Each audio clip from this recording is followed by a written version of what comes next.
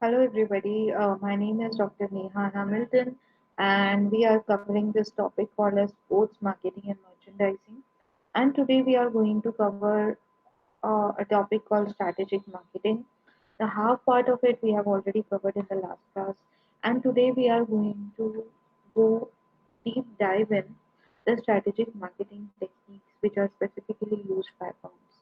So today's lecture objectives are to understand the Porter's five forces model, and the second lecture objective is to make you understand the applications of strategic marketing in real life.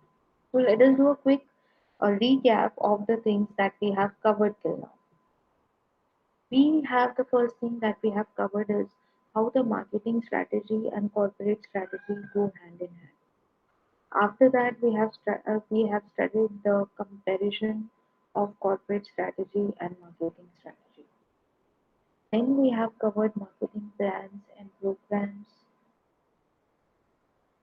Then we have covered the influences on marketing strategy, the different influences that we have on marketing strategy.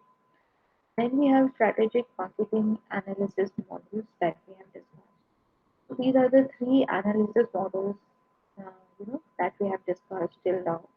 Uh, the first, which is given by Boston Consulting Group, the other that is given by GE, and then Shell's directional policy. So this is how Boston metrics look like. We have discussed when a product is called as dog, when it is called as star, when it is called as cash cow, and when it is called as question mark. Then we have studied that what does these terms stands for. Then we have studied share strategy. Then we have studied types of growth. And now we have to understand the next topic, which is called as competitor analysis. Right. So, what is competitor analysis? A systematic attempt to identify and understand the key elements of competitor strategy in terms of objectives, strategies, research location, and implementation through the marketing mix. So, what are we doing here? We are basically trying to understand the elements of competitor strategy. Every competitor makes a strategy, right? So you need to understand that what kind of strategy your competitor is making so that you can make competitive strategy in terms of objectives, resource allocation, and implementation through the marketing mix. That is something that you need to understand, right? So we have Porter's five forces model, right? These five forces actually help us to identify the competitive scenario in a market, right? Bargaining power of the supplier means how much bargaining power your suppliers or your vendors have, right? Bargaining power of customers. When I talk about bargaining power of customers, that means how much authority do the customers have in the market. Next is threat of new entrants. Threat of new entrants means, what will happen if suddenly a new entrant will come into a market and he takes over the market.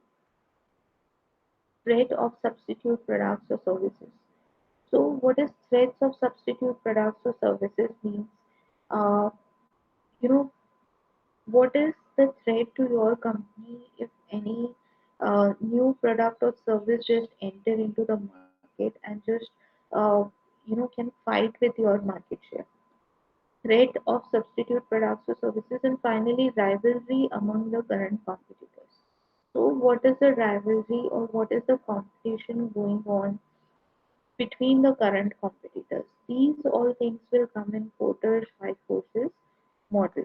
In Porter's five forces model, we are going to understand these five things that decides the competitor's power or the factors which are available in external environment that decides that how much you can be successful or strategically what things you should consider if you want to be successful in a particular market.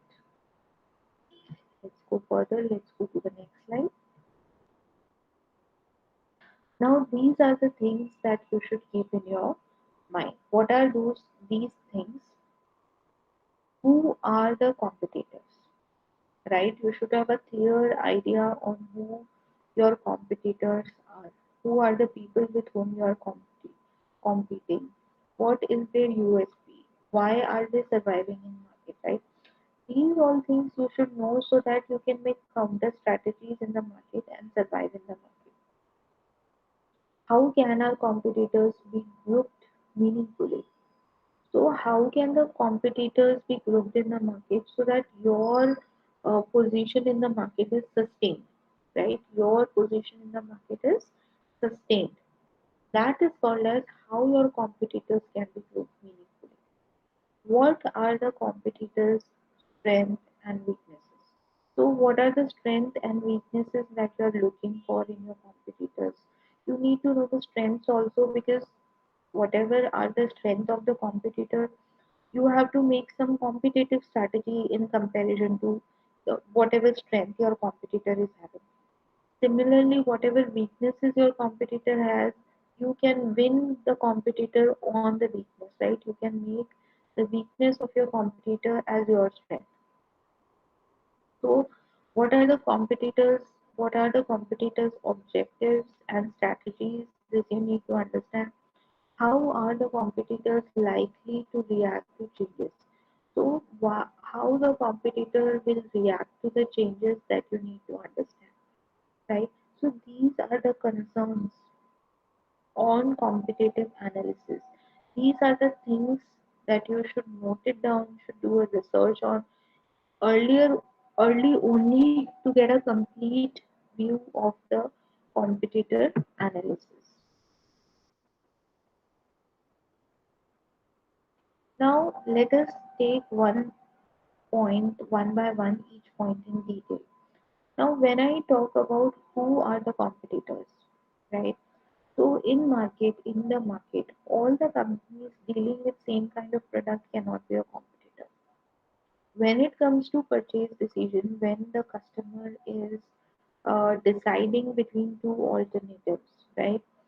Then, uh, when the competitor is deciding between two alternatives, then it becomes uh, then it becomes uh, your competitor. For example, you in India, it is like Samsung and iPhone. No other company is being compared. If you are going for a high range mobile, a premium mobile, you are definitely going to compare a Samsung mobile and a iPhone.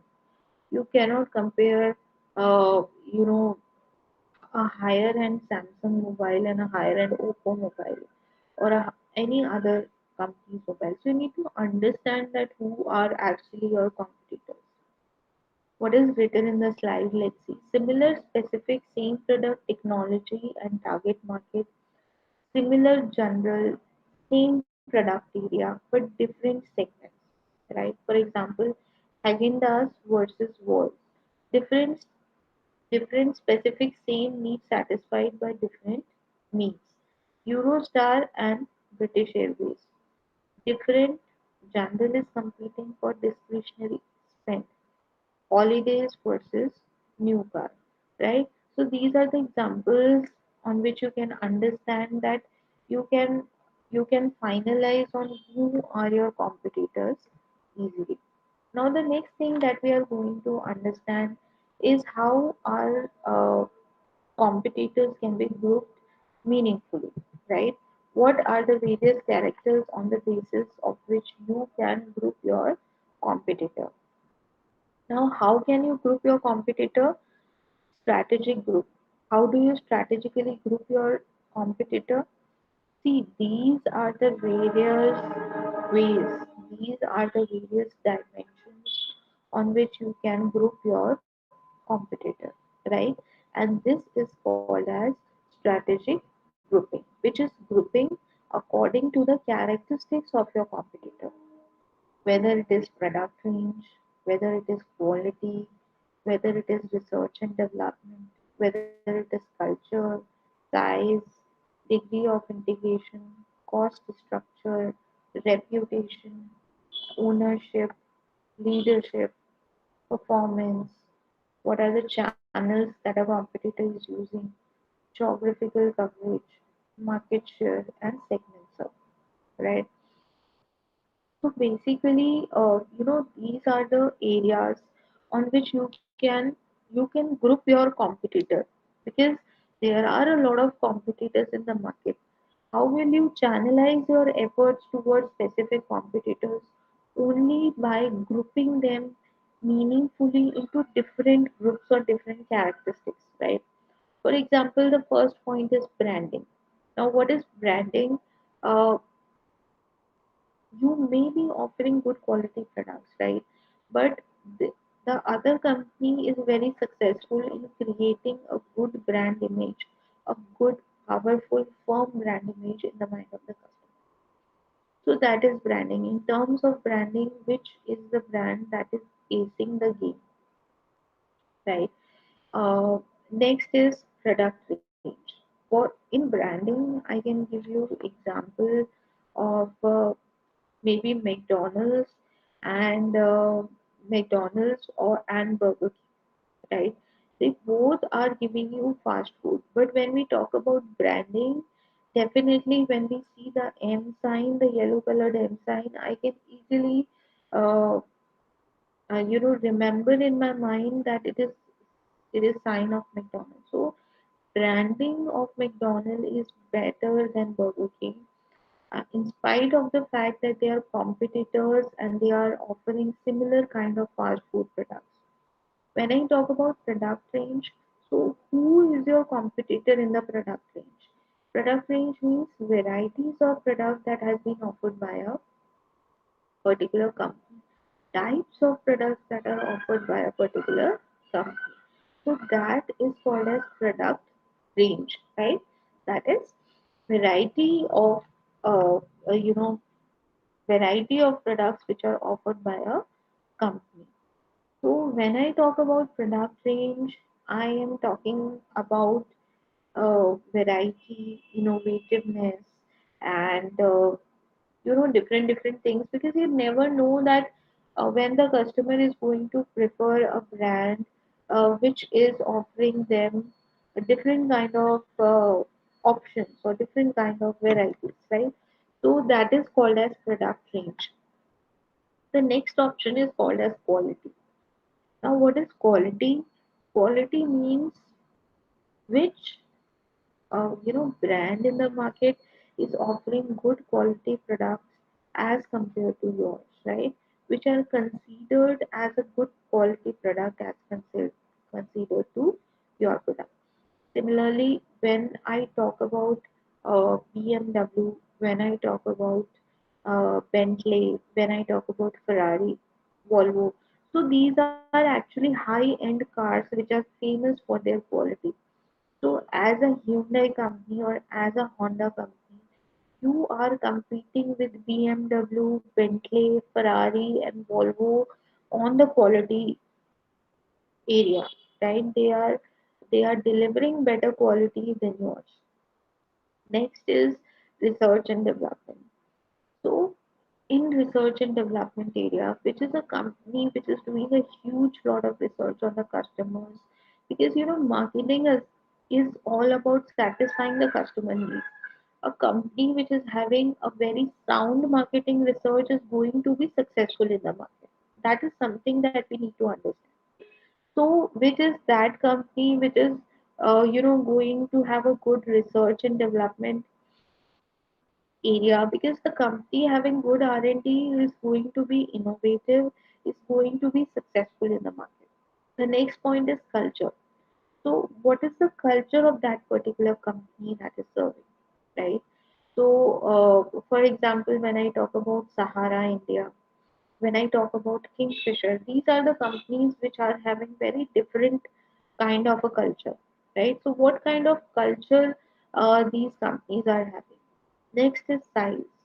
So you may be a small scale company, you may be competing with a large scale company, you may be a local vendor which is providing local clothes of Sangria print, And at the same time, Fab India is a very established company on the national basis, which is providing, uh, you know, um, handloom products or maybe khadi products. So it depends on the size of the company also that who is your competitor. Next is degree of vertical integration. Vertical integration means integration with either the supplier or integration with either the retail chain. Upward integration is integration with the supplier, sorry, and downward integration is the integration with the retail chain. So these are the things that you should keep in mind, that who are the companies who are, for example, Big Bazaar and Hypercity, right? They both are competitors to each other. But what kind of products they are offering, how much integrated they are on the retail chain and from the supplier part. So this is how competition has been decided. Next is called as cost structure. That means budgeting, financial freedom, right? And what kind of money is being used as budget for advertising and promotion. For example, if when we talk about Byju's and Akash, they are competitors, but the kind of financial budget they have for promotion, that they are, sponsoring their brand in a IPL match. So the scale is very huge. The financial freedom is very high. So this is called as cost structure. Next point is called as reputation. See, reputation means what is your goodwill in the market, right? How much people like your brand, how much people uh, favor your brand. Yeah, right. So that is called as goodwill. Next point is called as ownership. So ownership means how much ownership do you have uh, for your company, and how much shareholding or stakeholding you have in your company. That is called as ownership. Leadership or followership means if the company has very firmly targeted or captured the market and you are somewhere left behind, you are a follower of that particular brand. So that is called as market leader. When it comes to performance, how good your company is performing as compared to the competitor. And finally, the channels used. Channels used means what kind of marketing channels are you using to promote your company. Geographical coverage. When I talk about geographical coverage, I mean how much market have you already captured or you are trying to capture. So these things will come in geographical coverage. So I have explained you each and every point in strategic grouping.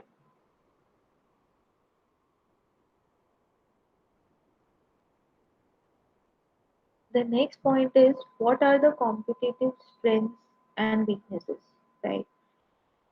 So it requires the use of various information sources considered in terms of critical success factors. For example, manufacturing, technical and financial strength, relationship with supplier and customer, its market and segment, product range, volume, cash, profits, etc. Information can be used to plan and launch.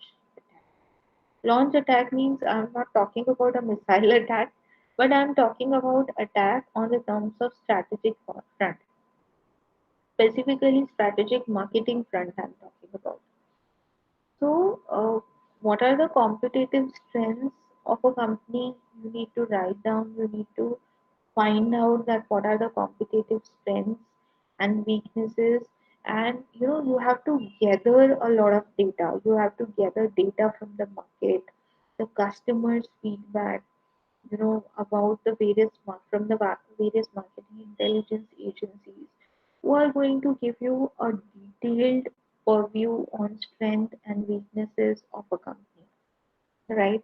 So you need to know the strength and weaknesses of the company, because there only you can master their weaknesses and you can work on the strengths also.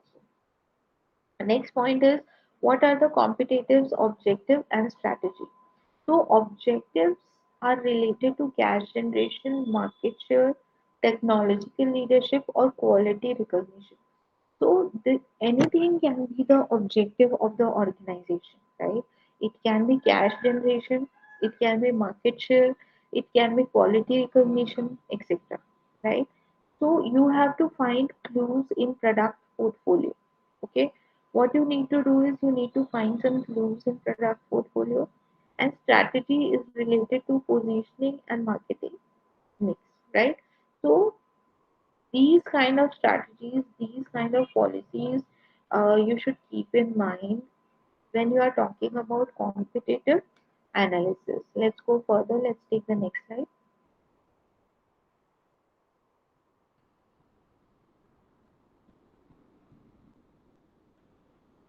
Okay. So the next slide is in competitive analysis.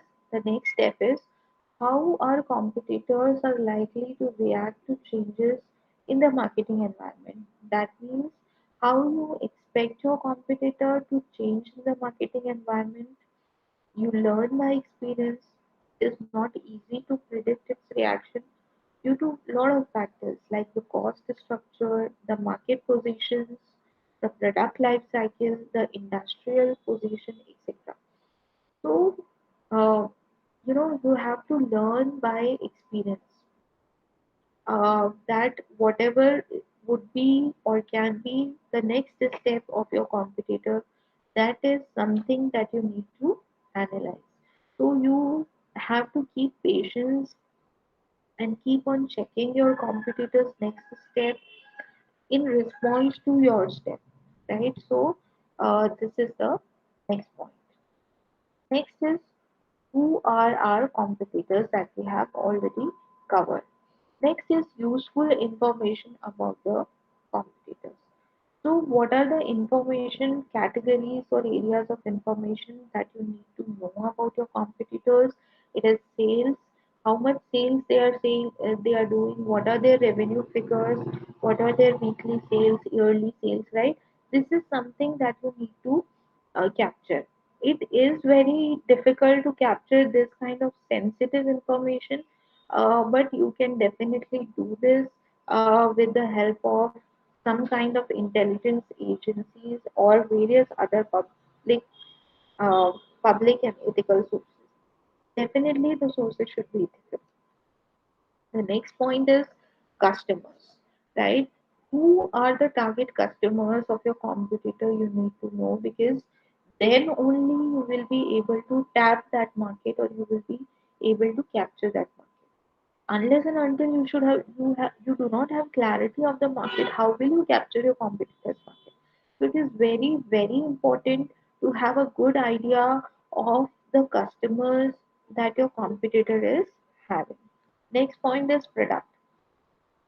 When it comes to products, it is very easy to take information about the products, what kind of products customer are producing and making, right?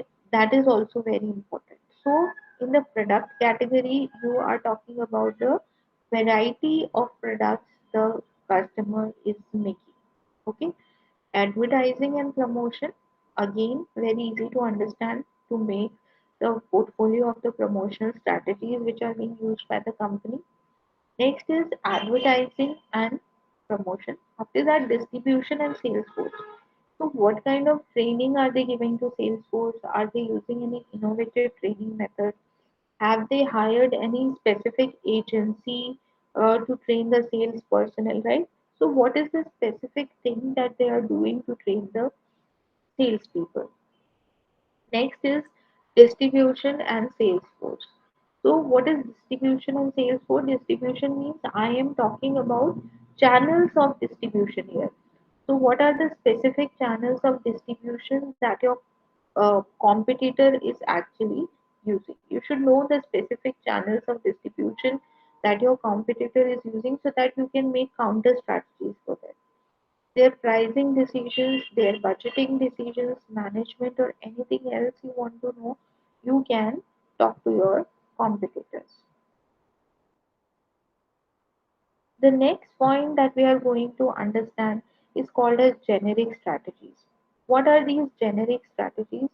Generic strategies are the strategies which are general strategies through which you can compete with your competitor.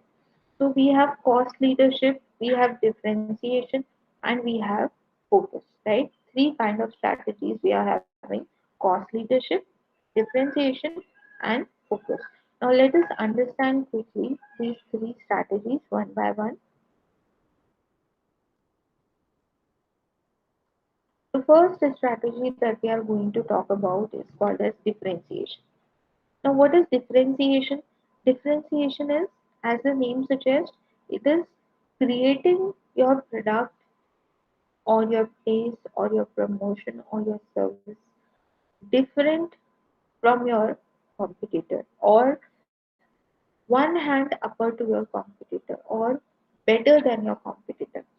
So what is that point on which you are competing with your competitor? Whether it is product, I mean whether it is the quality of the product, whether it is a very good branding, whether it is design of the product, image of the product, specifications of the product, features of the product, right? On what particular thing are you fighting, or are you competing with your competitors? So it is very important to find out that one particular point. For example, when I talk about Apple iPhones, they are competing on design with other phones. When I talk about Samsung, they are competing on design and the various features of Android that other companies do not offer, right? For example, when I talk about Amul, Amul has a brand image, right? Saras do not have that much of brand image. Britannia do not have that much of brand image, but Amul has a good brand image in the market. So that is their differentiation strategy. Uh, Next is price. Price position, price value combination. That means what are the pricing strategies that you are using to differentiate your products from the competitor? How do you differentiate your products on the basis of price from the customer? How much strategies you are using in choosing the place, intensive, exclusive distribution, right? What kind of distribution strategy are you using? Are you competing with your customer on the basis of distribution, right? These are the things that you need to answer. Next is service. Strong trust with customers, right? So the most important thing is trust with the customers should be maintained. Whether the customers are trusting your brand, whether they are not trusting your brand, these are the things that should be answered.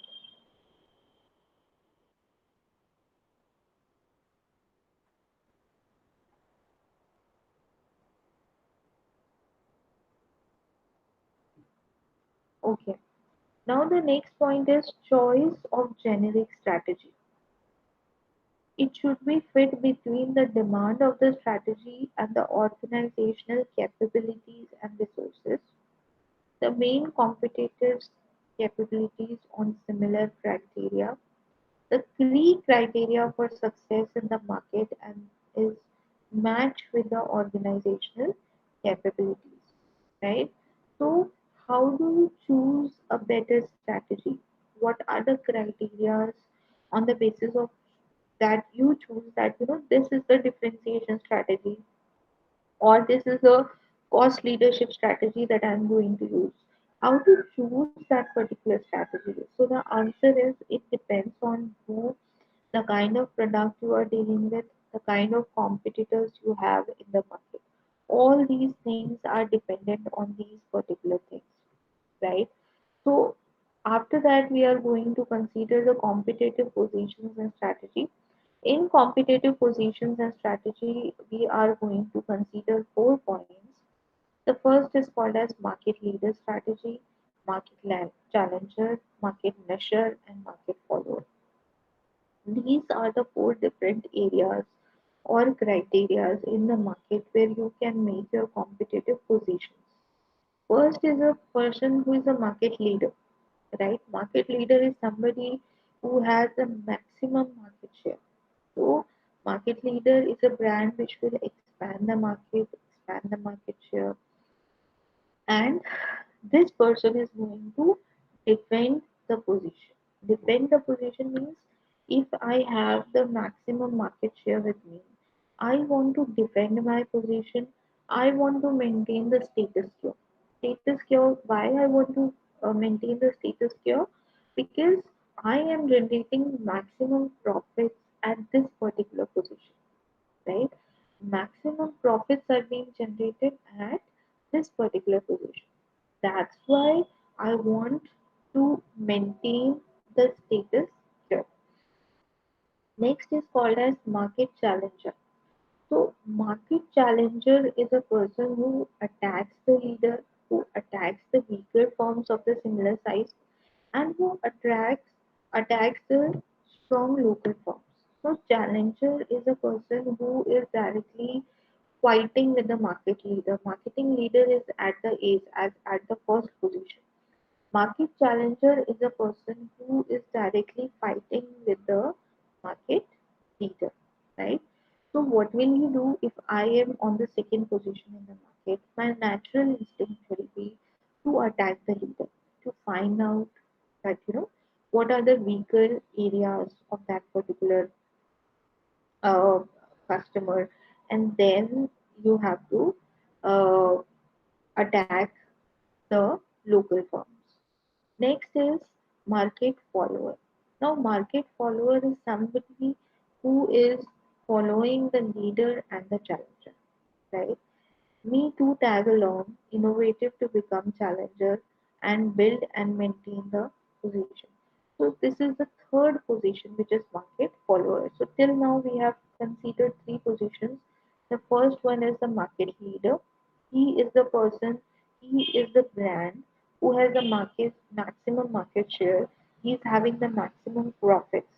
Then we have market challenger who is at the second position, and he is the person who is uh, he will attack the leader and the weaker sections of the leader. Then we have the follower is the person who is coming on the third position. And what is he doing? He want to capture the second position because he cannot come to the first position directly. So he has to come to the second position, then he can come to the first position. And finally, market niche specializes and dominate a narrow segment. Niche means a very small specific segment. That is called as niche, right?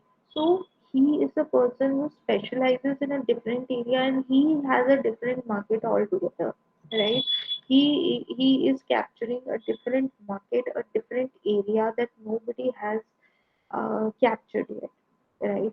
For example, when I talk about BMW or Bentley or Ferrari, so these are very high-end cars with only small number of people can afford these cars and accommodate in this market. So they are called as market niche. One more example I can give you is, for example, when we talk about life insurance policies. But we have some life insurance policies for the people who are at a dangerous jobs, right? Already, for example, the people who are car race drivers. Normal insurance policies are not going to work for them. They have to go for some kind of specialized policies, and that is called as market niche.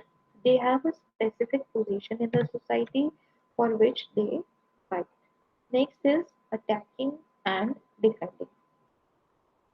So, a market leader is always defending, a market challenger is always attacking, and a market follower always wants to capture that position, right? So when we talk about aggressive strategy, uh, you are going for guerrilla attacks, so some vigorous marketing strategy, vigorous promotional strategy, high cost or sales promotion you are doing, right? Defensive strategy, what do you do in defensive strategy? You you do not want to downsize the marketer, but you just want to maintain what you already have, right? So that is called as defending strategy. So here you are not using any vigorous strategy, but you are still trying to working on your current market, and you want to just preserve or retain your market share at this point of time. So this is the first figure which will give you a attacking strategy. For example, this is a market defender and you are going for guerrilla attack, right? That means in guerrilla attack, you are, just giving your products half the price from the marketer with the same quality. You are trying to take losses, but you only want to, you know, just want to capture the market share. When we talk about encirclement, means you at four or five brands you are competing with the competitor and you are attacking your competitor. We have flank attack and we have bypass attack. Indirectly, when you are competing with your competitor, we have some defender strategy also. In defender strategy also, you are going for mobile defense, counter offensive defense, flanking defense, defense, all the defense techniques that we have covered till now. Then we have cooperative and independent strategy also. So when I talk about these cooperative and independent strategy, I am talking about peaceful coexistence and cooperating with each other, right? Peaceful coexistence means it is not always necessary, uh, that every company wants to win the market or every company wants to sustain in the market. There can be other means of sustaining in the market also. You can earn your profits by tapping a market that is tapped by nobody, right? You can go for this kind of strategy also. So instead of going for, some kind of guerrilla techniques or some kind of very rigorous techniques, that is going to cost you a lot of money also, a lot of resources also. It is better to go for a technique uh, that is, it is better to go for a technique in which peaceful coexistence can be nurtured and you are existing in the market also, and you there is peaceful coexistence of both the competitors, right? So these are the various competitive strategies that you need to learn. The very first step is that you need to find out that who your competitor is. We have studied different parameters on the basis of which you have to find out that who your competitor is, right? On the basis of different criteria. Let's go back to the slide so that you can understand what I'm saying. Yes. So in this slide, we have studied that these are the various areas or criteria on the basis of which you compete in the market. Who is the company who is acing in branding, competing in branding? Who is the company who is acing in quality, research and development, culture, size, cost structure, reputation, ownership, performance, channels, market share, right? Who is the company who is competing in that parameter, right? Then you have to understand that who is your competitor, and then what are their strengths and weaknesses, right? So in the strategy, point number one, finding out the competitor. Point number two, what are the strengths and weaknesses of your competitor? Point number three, find out the objectives and strategies, right? What are the objectives of your competitor? What are the strategies that are being used by them, right? Then the next thing is concerns of organizational competitive analysis, right? What information you need to capture about the competitor is very important. What specific a kind of information you are looking for in your competitor? You need to have a complete idea about your competitor, whether it is sales, whether it is total number of customers, products, advertising, distribution, financing, management, anything. You need to get complete information about the competitors. Then you have generic strategies. You have cost leadership. Either leader become a cost leader or give the minimum prices available in the market.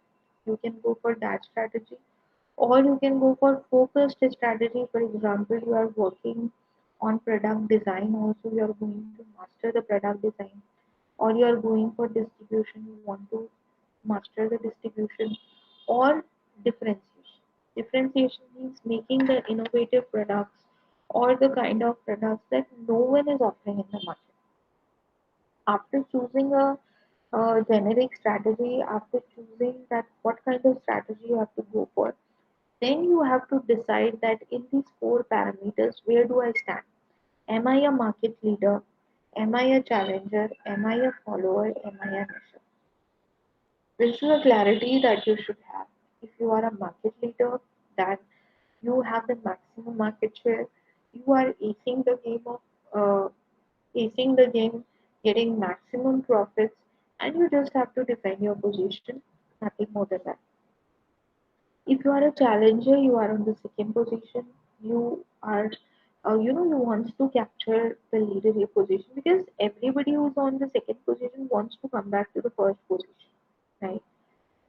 If you are a follower at the third position, you are attacking on the challenger. And if you are a niche, if you have a small position in the market, you have a different area in the market. So you are called as niche. Then we have studied the attacking and defending policies or game strategies which are adopted by marketers. And finally, we have seen that what are the cooperative and independent strategies that are given by the marketer, right? So I think that's enough for today. We have completed this topic of marketing strategies, and I am going to give you a small assignment. You have to pick up any industry of your choice, whether it is automobile industry or it is mobile phone industry or it is gaming industry, any industry of your choice. And you have to find out the market leader, market challenger, market follower, and also, uh, the person who is market niche in that particular industry, in that particular area. If you will do this assignment, you will get a complete clarity on the terms that we have covered and studied in today's class. So I think that's it for today. Thank you so much for joining and listening. I am officially ending the meeting now.